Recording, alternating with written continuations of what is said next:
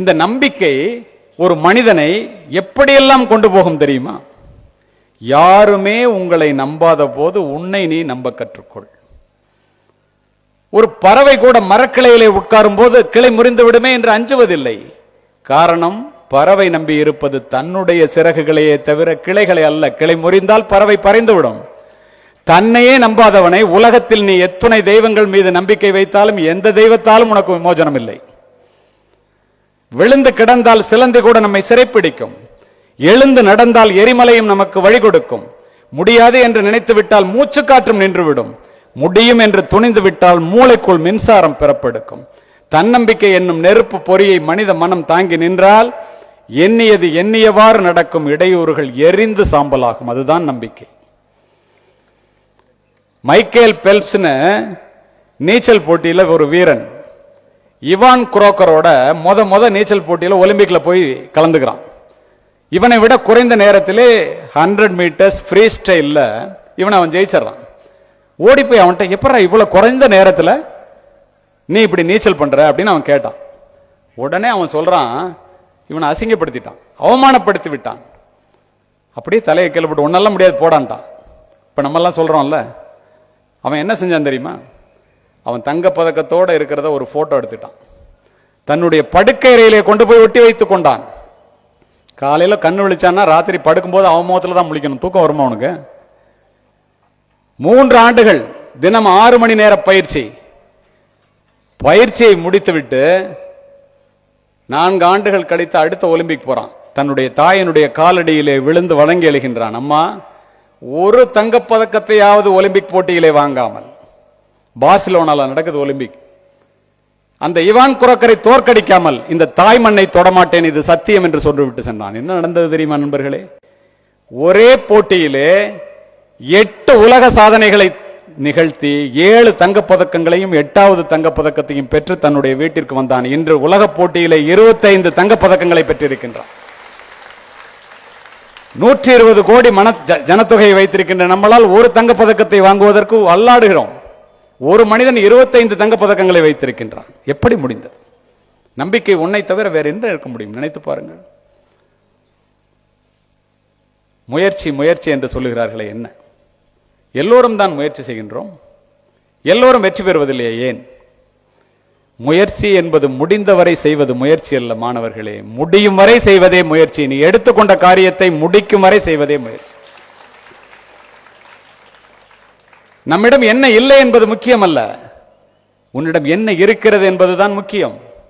இருப்பதை வைத்துக் கொண்டு நீ என்ன செய்கிறாய் என்பதை பார், அதுதான் முக்கியம். இந்த முயற்சி என்பது எப்படி இருக்க வேண்டும் என்பதற்காக கிராமப்புறத்தில் இருக்கின்ற உங்களுக்கு ஒரு புராணத்திலிருந்து ஒரு உதாரணத்தை சொல்லுகின்றேன்.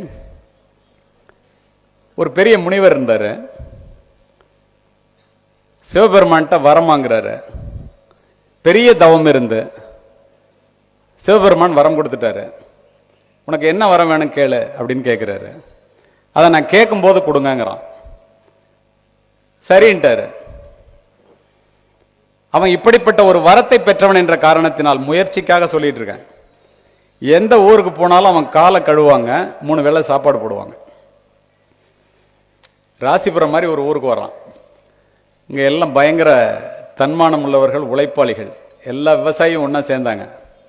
டேய், நம்ம கையில கலப்பை இருக்கு, வயல் இருக்கு, உழுவுறதுக்கு, உழைப்பை நம்பி இருக்கிறவன் அவனை ஏன்டா போய் காலை கழுவி சோறு போடணும், ஒரு பயிலும் போகாதான்ட்டாங்க.